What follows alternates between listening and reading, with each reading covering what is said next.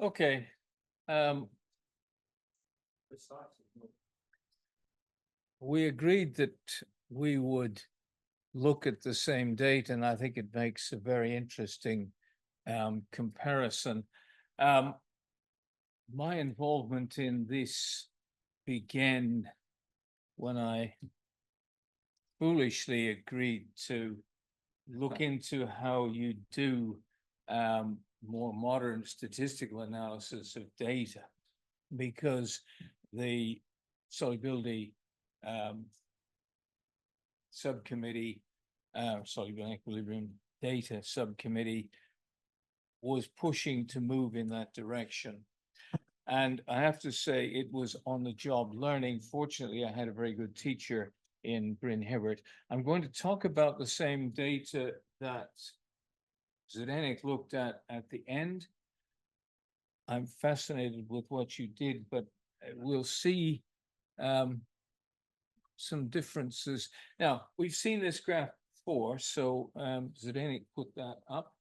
And so it's a scatter of data. There's an interesting thing, and I've been sitting racking my brains trying to remember the name of the person who made this observation. And if I remember during the lecture, I'll come back to it.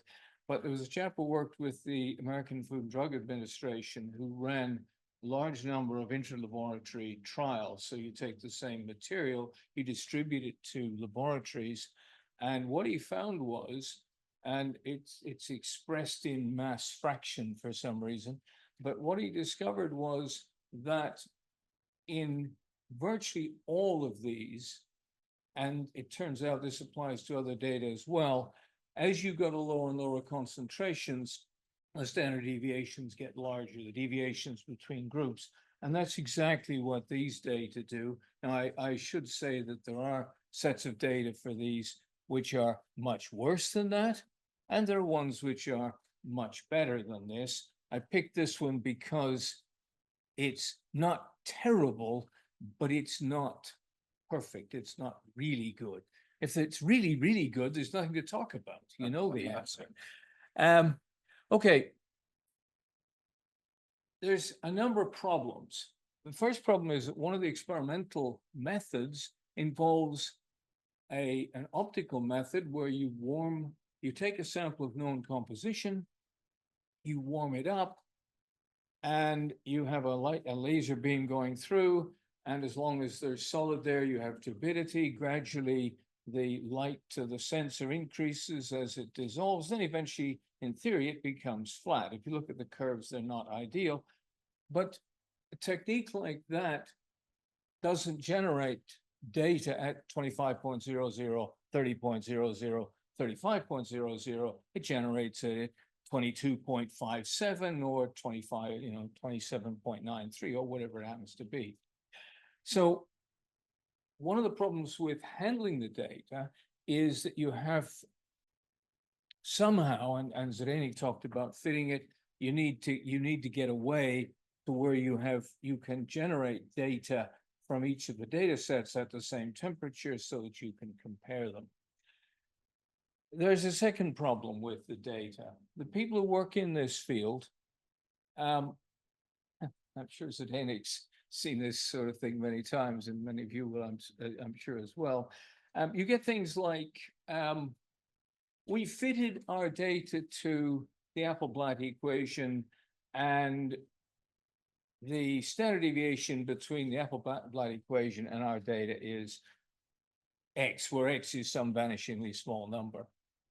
But that's completely meaningless. There's no statement of what your experimental error is. So you've no idea. I mean, you could just be fitting noise. There's also, and this case is one where there are some quite large differences. There were a few where I actually refused to deal with them. When you have two sets of data and one is 3 times as large as the other, one of them, there's no point averaging things that are that far apart, because all you're doing is guaranteeing you've got the wrong answer. I mean, one of them has to be close to the right answer. You hope. Okay, so the approach then was to fit the data to some equation. That allows us to calculate solubilities at common temperatures, which are then comparable. It also provides a measure of the statistical uncertainty of the data. That is, how well do they fit to equations? I'm not asking Ala for a comment, but I suspect she may have one, because these data have suspiciously good agreements with fitting equations. I did measure things for 40 years and I was never that good. The other thing it does is to allow us to look at the interset data, the inter-data set variability. And this is a different way of approaching. Zdeněk's approach is one where we go and try to identify the better data sets and we analyze those. That's assuming that those aren't part of the statistical population you want to look at. Statistical methods sometimes work, but we use statistical methods. So for example, authors very commonly report 95% confidence limits, 2K. But that's assuming that your data is a normal distribution. Now, if you only got 5 data points, you have no idea whether if you've got 70 or 80 data points, you've got a chance of going, yes, it's a normal distribution or it's not. But here you've got 5 data points at each temperature. Are they forming a normal distribution? Can't tell you. But this is a statistical approach. The two obvious equations, because these are what the authors generally use, sometimes they will tell you they get a better fit to the Applebaum equation than they do to the Van Hoff equation. The Van Hoff equation essentially just assumes that the enthalpy of solution doesn't change over the temperature range for which you have data. If it's 20 degrees, 30 degrees, that's going to be fine. If it's 200 degrees, it's not.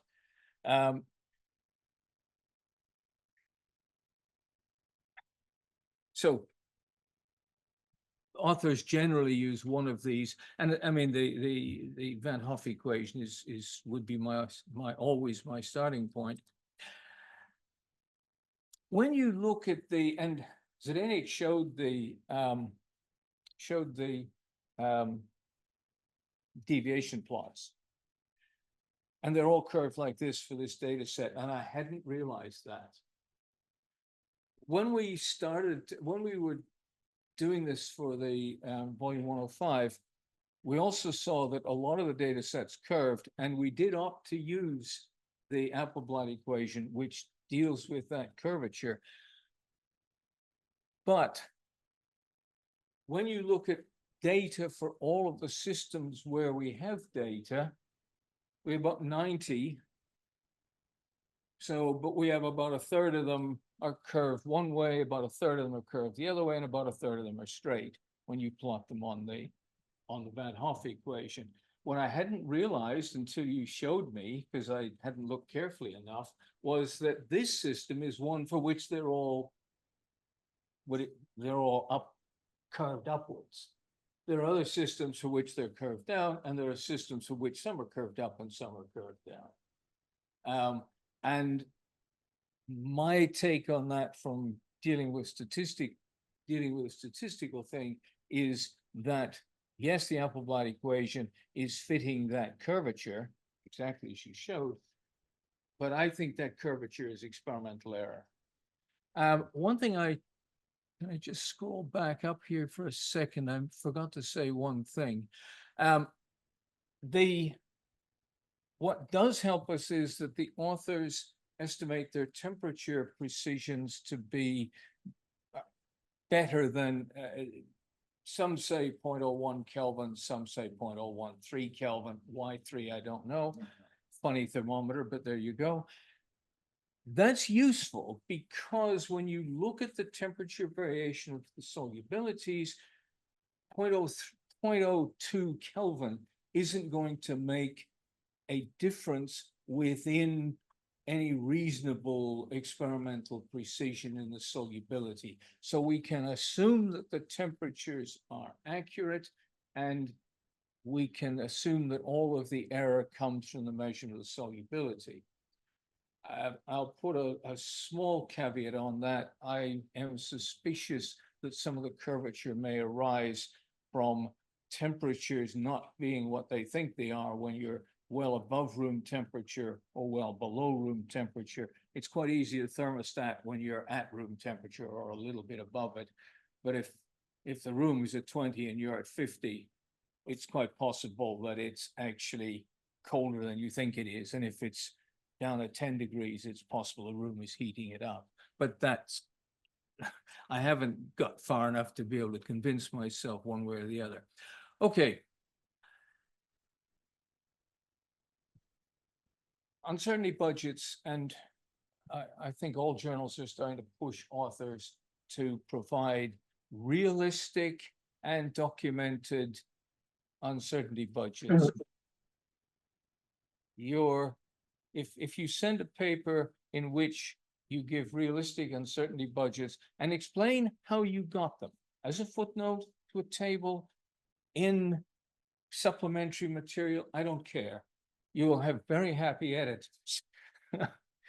Because when you tell me that the standard deviation is 0.02, where'd it come from? I made it up. Okay, so we want to be able to estimate uncertainties. And this is a statistical approach, and this was the subject of my comment to Zdenek. This is the Gauss formula for uncertainties. If you want to look where it comes from the GUM. There is also a nice paper by Bryn Hibbert and a number of people published in PAC, which talks about these. It's written in terms of the variance, which is the square of the standard deviation, and one of the sort of shocks that people find when they come to do this is, I had a young man who's staying with me. He's doing a master's degree, but his apartment's not free for a month, so he's staying with me. And he saw this slide as he was walking out, and he said, "That just looks like spaghetti to me." And I have some sympathy, because this is, if you come to this for the first time and somebody says, "Well, just use the Gauss equation," you look at it and go, "Okay, I might watch television, or I might go down to the lab and do a measurement." So I want to take a second and walk you through it, because it's actually trivial. The point is that the GUM has to provide it in a form that everybody can use. So if you're doing medical trials, or if you're doing atomic weights, or if you're measuring shoe sizes, it's all the same equation. The C values here are simply the differential of your function with respect to your variables. Nothing too complicated. And okay, our equation is going to be ln x equals a plus bt. So a is one variable and b is the other one, because they're the two variables we're playing with. The temperature isn't a variable. So B1 is A, I said that. So when we come to look at C1, for example, it's simply the differential of our ln x function with respect to A. So it's the partial differential of A plus B upon T with respect to A, and that's 1. So that spaghetti has turned into something really simple. Even I can understand it. And when you come to the second one, of course, well, it's the differential with respect to B. Well, partial differential of A plus B upon T with respect to B is 1 upon T. So you take that general equation, you apply it to the equation you're going to use, and it suddenly becomes easy. It's seeing that transition, and I have to say it took me a while. I'm not that bright, but it did take me a while. So we've got this equation. There's two parts to it. I was a little bit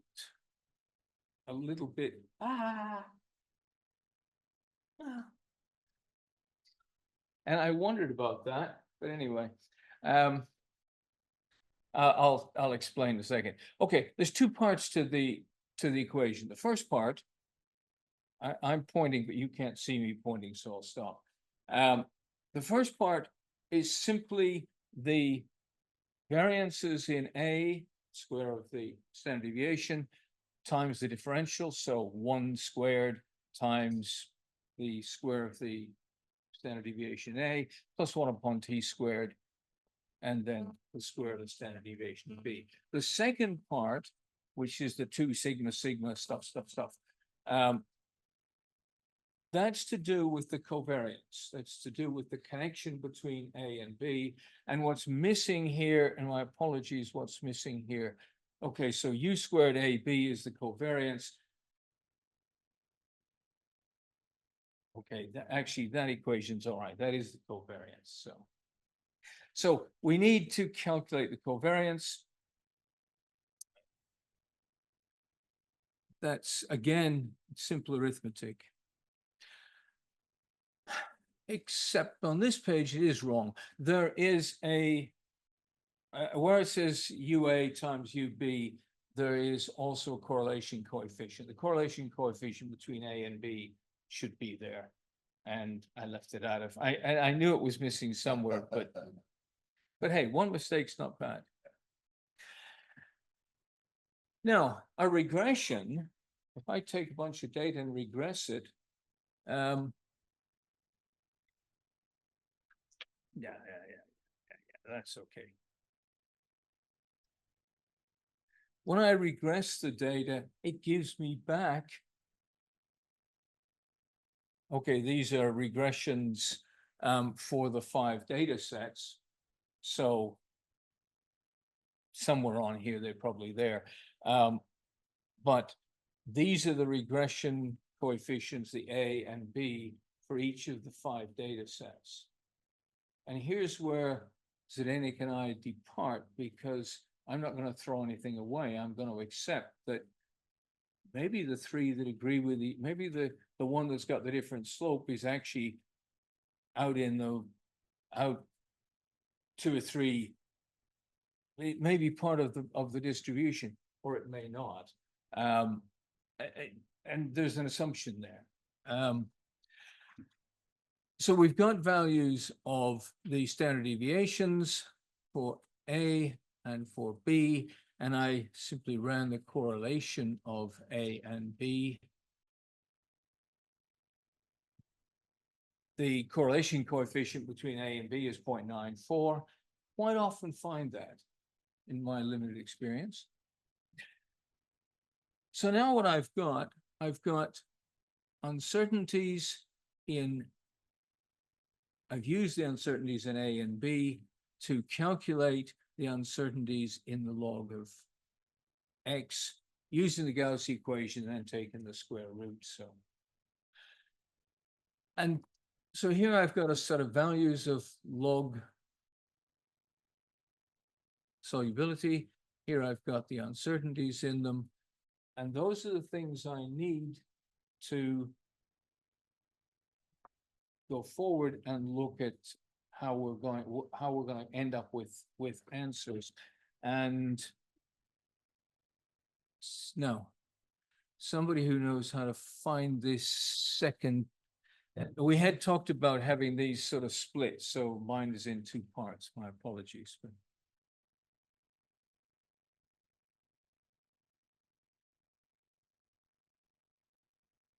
And confusingly, the first one says part one and the second one just says workshops.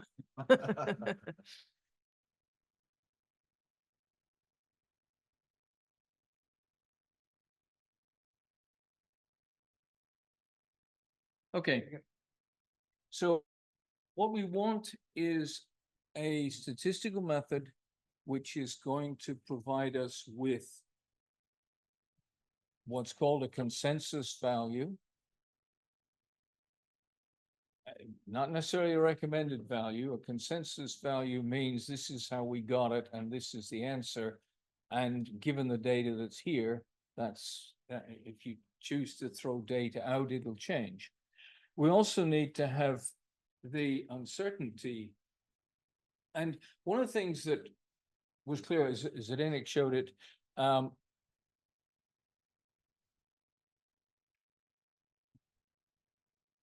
What was clear is that when you take an individual set of these data and fit it to the Van Hoff equation, you get really good agreement, little curvature.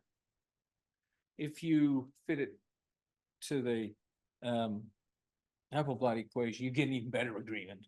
But there's huge differences between the data sets. The data sets don't begin to agree to those sorts of putative uncertainties which we have. I mean, there's just a complete mismatch. We've got a whole bunch of data which is good to 0.002, but it disagrees by quite a lot more than that. The method that we used is a standard one, and there is literature where people argue about maybe something else is better, but hey, I'm a simple chemist. It's commonly used and it's available to you free of charge on the NIST website. Yes, the consensus.nist.gov. And all you need to do is you've got your set of data. For each data point, you need to have its standard deviation. You plug them in, you say, go and do the calculation, it comes back, it gives you the consensus value, and it gives you the interlaboratory measure of the interlaboratory variance, and it gives you standard deviation. So if you've got a lot of data, as I did, it's rather than entering it all into NIST, it's easy to do in a big spreadsheet. But that's a matter of choice. The system uses weightings. The weightings are related to the variance in this case in log X. And there's simply 1 over log X. Nothing complicated. We're going to use, this took me a while, and I'm maybe the only person in the room, but for a long time it took me, I got confused between variance and standard error. Standard error is related to 95% confidence limits and stuff like that. And variance is related to how wide the peak is, but in a different way. And I for a while, I interchanged them randomly because I really didn't understand. Okay. What the method does is it calculates this thing tau squared, which is a measure of the differences between the different data sets or the different data points.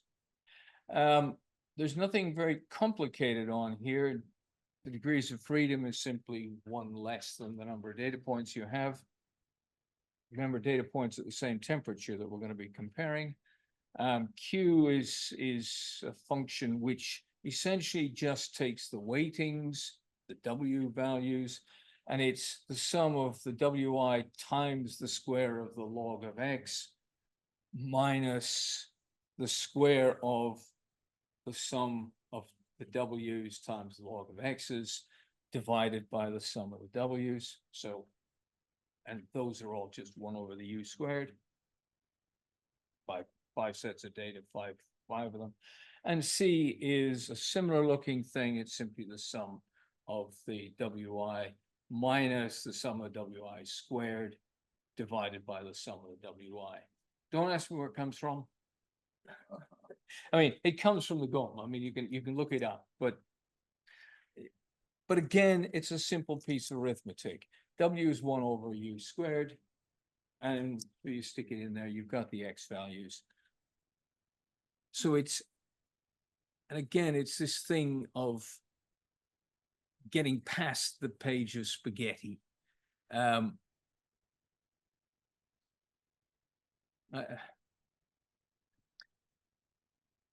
Once you've got tau, it then creates a new weighting W star, which is 1 over U squared plus tau squared. And so now our uncertainties and our weightings and so on are going to reflect both the ability of the equation to represent the data, so the uncertainties coming from that, but also going to represent a measure of the uncertainties coming from the different data sets being, there's no two of them that agree with any reasonable experimental error. So we're going to take the, I can't point with this, can I? No. I've given too many lectures in my life. I'm used to pointing at things.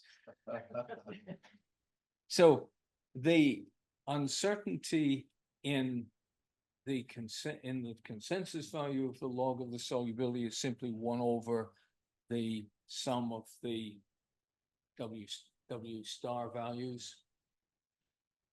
The consensus value itself is simply the sum of the individual log X values multiplied by the W star and then divided by the sum of the W star. So we've got on here both an equation for our standard deviation, or the variance we take square root, and for getting the log of X. And okay, yes, we already had that up. We fitted each one to the Van Hoff equation. That we've seen that. Okay, so there's a table of the, so here's our, no, can you see that? Oh, good. Yeah. So here's our table, here's our values of the log of the solubility from the 5 data sets. Here's the uncertainty in them. Here's the W values, and then we come down here, tau squared is 0.01. Notice something, when we were up here, when we were looking at the errors coming from the individual data sets, these are really quite small, and the weightings have quite a big variation. So you've got one of them's over, one's 152,000 and one is 16,000. It's a huge difference. But when we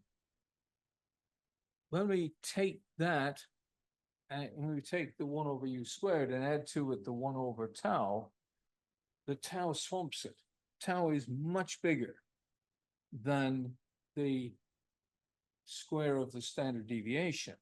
And so the weightings, the W star values, are dominated in this case by tau. Not always the case. If you've got data that are very good, that agree very well, I don't mean that they're good, but it means they agree very well, then the tau value can be, if there's no inter data set variance, tau goes to 0, and your error becomes simply the error in the data set. But in this case, and I chose it for that, it has a biggish one.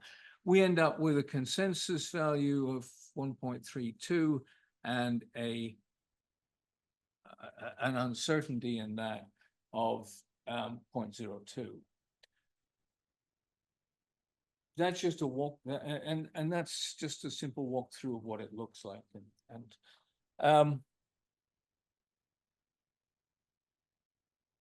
It's interesting, or not, but I'll look at it. When we did this originally, we did fit, as Zdenek did, to the Appleby equation. So we did the same thing. We got a set of uncertainties and a set of log values from the Appleblad equation. These are using the Van Hoff equation. And actually, when I was a wee lad, I would have just taken all that data, put it into the Van Hoff equation and fitted it all as just a clump of data. I wouldn't have tried to do all this dividing it up. So here's the values that we get. These are now at temperatures in the middle of the interpolation range, not out where you're extrapolating. Never go out there. But if we look, even at the end where the worst fitting occurs, 186 if you use the Van Hoff equation, 180, 1.8 if you use the Appleblad equation, and 1.84 if you just put everything into the Van Hoff equation and go, what's the slope and intercept? And the error here is just the standard deviation between the data points. When we come down further into the middle, these actually get within experimental error of each other. 158, 155, 157. In this case, at least, it makes almost no difference which approach you use, you come back to the same answers, which is reassuring. What we were doing was looking for a consistent treatment for 60 sets of data, something like that. And we didn't want to go, well, we'll treat this data set this way, and we'll treat this one another way, and we'll treat this one another way. So they were all done exactly the same way. But it actually, the differences in the outcomes, at least for these data, is not all that large.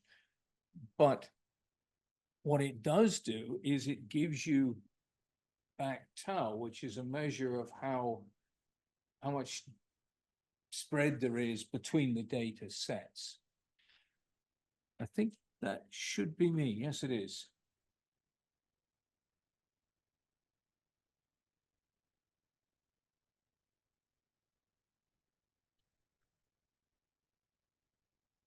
So we have time for questions. Glenn. Thank you. Earle, why use the Appleblad equation? One of Appleblad's famous forays into computer land. There's no theoretical basis to it. Why not just use the thermodynamic equation, which allows delta H to vary with temperature? Isn't this the most normal interpretation of the curvature? Yes, you're right. The curvature, in my belief, is experimental error. Yeah. Because some go up and some go down for the same system. So this is something Wolfgang brought to my attention in the summer. And when I went and looked, I thought, yeah, missed that. I mean, the Van Hoff equation works. I mean, if you look at the data, I mean, they fit with really good precision on these lines, but actually they're not that good. You know, I'd rather see a bit of scatter on lines. And they're not all, and they're measured by a number of different techniques. There's gravimetry used, there's titration used, and depends which data set you're looking at. What people in the field do is to fit either to the Appleblad equation or to the Van Hoff equation. And truthfully, over the temperature range you're looking at, the Van Hoff equation is going to be all right. There isn't, if you were going over 50, 60 degrees, you might start. I mean, there are data sets that do that, but there's almost no case where there's more than one data set that goes over a huge range. And I'm not analyzing one data set. That's okay. Okay. Happy with the reply? So we have a question from Ala Bazilova. Thank you, Earle, for this nice presentation. And I just want to comment about the temperature uncertainty. You mentioned 0.02 or 0.03 Kelvin. just my observation is they typically not reporting uncertainty. They reported resolution divided by square root of 3. So for some reason, it's the way they report. They give thermometer resolution, and divided by this number. So that's why you shouldn't consider this as a real uncertainty estimate. So they never check typically they never check the thermometer, the behavior of the thermometer at low temperature, at high temperature, as you mentioned. And of course there may be systematic errors in those temperatures. That's why I just simply don't trust those numbers. And moreover, there are two different methods in the solubility measurement. I mean, in general, when you measure solubility and when you measure temperature. So for solubility, you can keep temperature constant at whatever systematic error is. But when they measure temperature, they kind of increase the temperatures stepwise and measure disappearance or appearance of the phase. And in this case, the uncertainty is much larger than this 0.03 or 2 or whatever Kelvin. It's 0.5 is, I would say, the best. It's 0.5 is almost 1 Kelvin. It's the best probably for that method. You reassure me, Alla. Thank you for that comment. I confess, having come from a lab where we worked from sort of 15 up to about 45 degrees, and we had 3 National Physics Laboratory secondary calibrated standards in the lab to cover that temperature range. So when you took your hot shot digital thermometer and stuck it in something, you stuck a proper thermometer in beside it, which had been calibrated by the National Physics Laboratory in England. And you went, it's wrong, but we know how much it's wrong by. And I'm not sure that any of these laboratories have any calibrated standards for a start. And the temptation is to take your digital thermometer and stick it in and go, oh, that's nice. And once it's got a digital display, people believe it.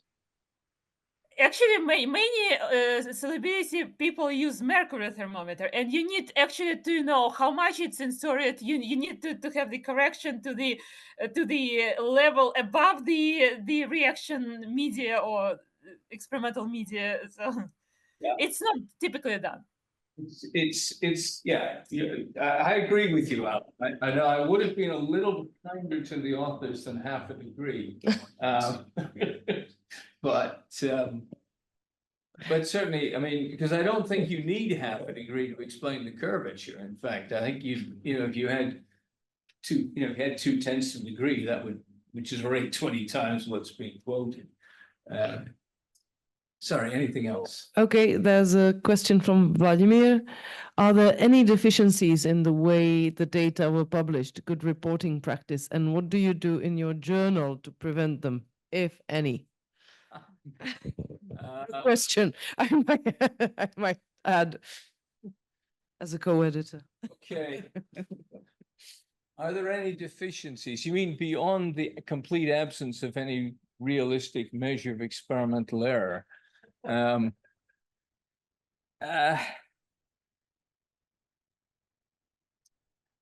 think, and I'm sure other journals are as well, we're trying to move, and it was something I said right at the start, we're trying to move authors to providing realistic uncertainty budgets and explaining how they got them. I don't care how you got them. I mean, if you say to me, well, we fit this equation and this was the standard deviation between the two. Okay, that's what you did, but at least I now know what you did. And a reader can look and say, well, that's nonsense. Well, that's okay, but at least tell us where you got the number from. Because numbers that mean nothing, I mean, numbers with no provenance have no meaning. And that's something that we've been discussing, making tougher and tougher. One nice answer to you, Vladimir, is that when we get a data paper, particularly in solubility, which reports rubbish, we have a colleague who writes a commentary saying it's rubbish, and we publish them. And we do send them to the author and say, would you like to have a response published beside it? But most of them put their head in the sand and go, no, we got another citation, that's good, but but so because referees don't have the time to try and go back and check your data. There's some sort of assumption by referees that you can at least calculate your data properly and do the experiments. Not a good assumption always, but This is where we're. So, No more. Now, are there any questions? Paul? did you?